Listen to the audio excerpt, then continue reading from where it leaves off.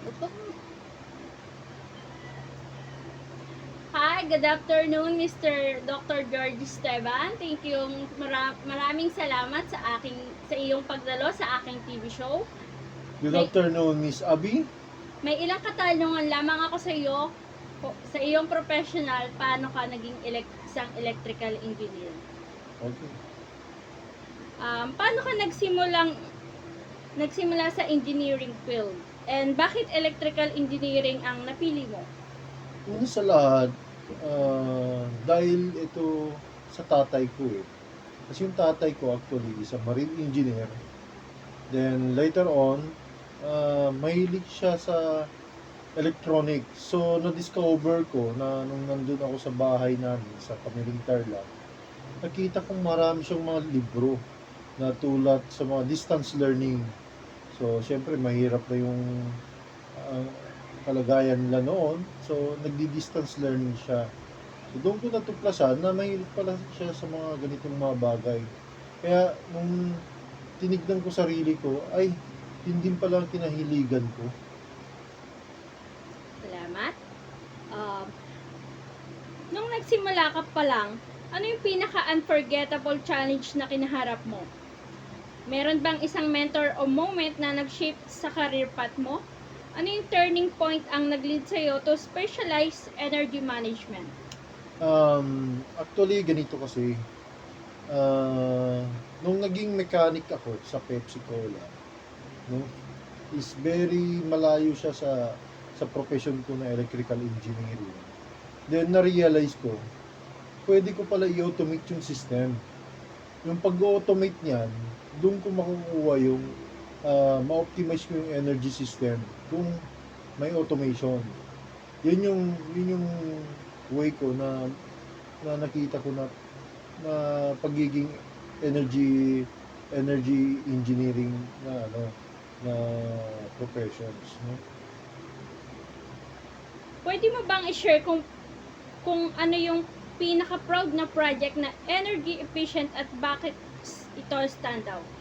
Sa search mo about optimization ng industrial aggregators, ano yung pinaka-breakthrough na natuklasan mo?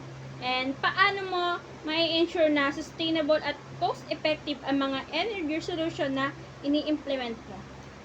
Kaya ginawa natin ng masusing pag-aaral yan.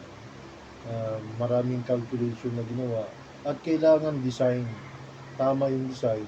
Kasi ang napansin ko kasi sa agitation system, ang speed niya is nakapix lang ng 200 RPM. And malaki yung pulley, malaki yung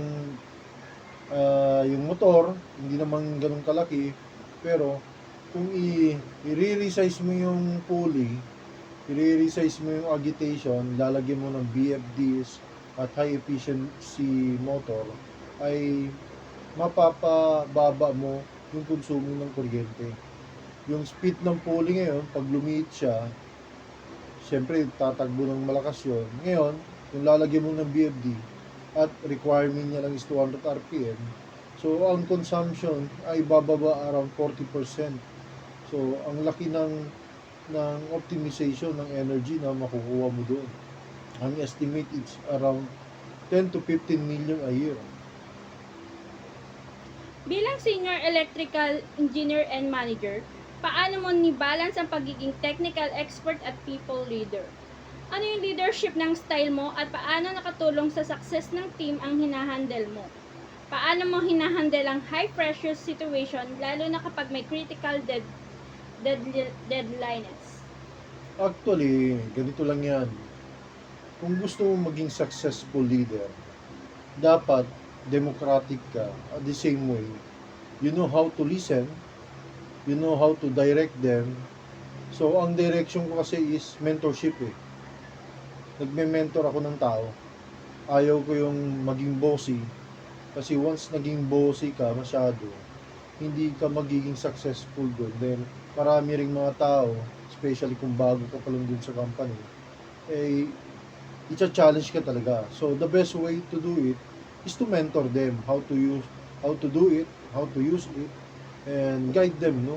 Yun yung kailangan talaga.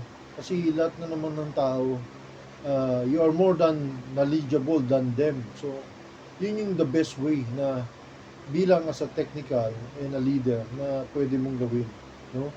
Leading them on the technical way and leading them how to find the right way. Ano yung pakiramdam na makakatanggap ng honorary PhD at iba pang recognition? Paano nakaapekto sa karir mo ang pagiging Certified Yellow Belt 6 Sigma at iba pang credential mo?